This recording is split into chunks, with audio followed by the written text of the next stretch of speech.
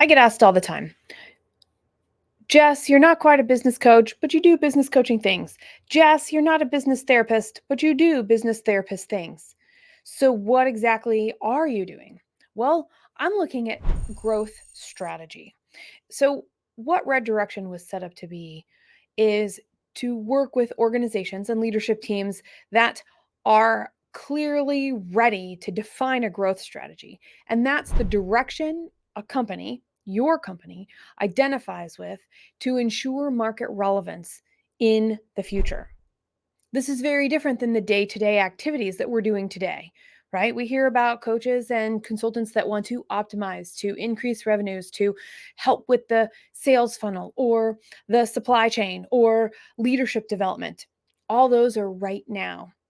What sits on top of that and helps make sure every single one of those activities is lined up to future relevance is your growth strategy. There are three things that a growth strategy is made up of. The first is your non negotiables. The second is the way work is done in your organization.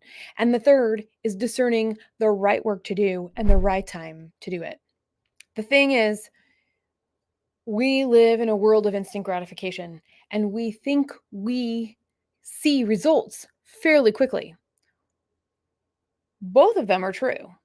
When it comes to business, though, we're looking at the activities we're doing today to solve a problem today with a pulse on what's outside of our control, with a pulse on what we want in the future, with a desire to find out how can we leverage what's coming our way based off of trends in our industry, in our economy, in the new things our customers might start talking about or thinking about. And that takes time. We can't wait for the future to arrive. Otherwise, we're just more in the day to day and we're optimizing what's right in front of us, which means we're limiting our future direction, which means when we're not taking care of the future, when we're not stopping to think about the future, we are setting ourselves up to limit the longevity of what we're actually doing. This growth strategy, goodness, it does not prevent nor avoid the need to reinvent. It allows the opportunities for reinvention to become part of the process so that it's never really felt. So that navigation between here and there and where we're trying to go and what we're doing today line up to the best of our abilities, the strengths that we have, the time and the money that we have to do the work, the right work right now, with an eye on, well, what's that right work now that sets the right stones in place so we're building to the future, to where we want to go? You see, the outcome of this is all about resilience. A good growth strategy builds a resilient organization because it does generate innovation. It does help you reach new markets and it does create greater value for your customers. I think that's really important to remember. Growth strategy is about our future, not today.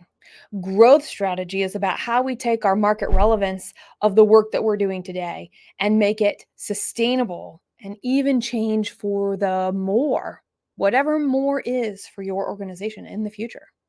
It's the direction you have decided to go. It's really important to think about growth strategy and what it means specifically because all we can do is influence it. There is no way we can control it. And the only reason I can tell you this is over 20 years of doing this work, this looking forward, this strategic work. Because 2/3 of small business owners, medium-sized business owners together, they are personally responsible for more than 3 areas of business. 3 areas of business. That's 3 hats. And when there's more than one of you, 3, 7, 11, 15 leadership people in your organization, and you're all wearing, sometimes you're sharing different hats, that growth strategy becomes paramount to know. Remember, what's your non negotiable? What is the way that your work is done? And are you discerning the right work to do right now? And that's what a growth strategy is. Every single time I have a conversation, I take away something that I want to share with 25 people. I know when you're listening to this podcast, you're also listening for that and will have something that you want to share. In the comments, I would like for you to engage with us. What is that thing that you want to tell 25 people from this program? Here's why it's important. It's important because, yeah, there are going to be how-tos. Yes, there are going to be steps.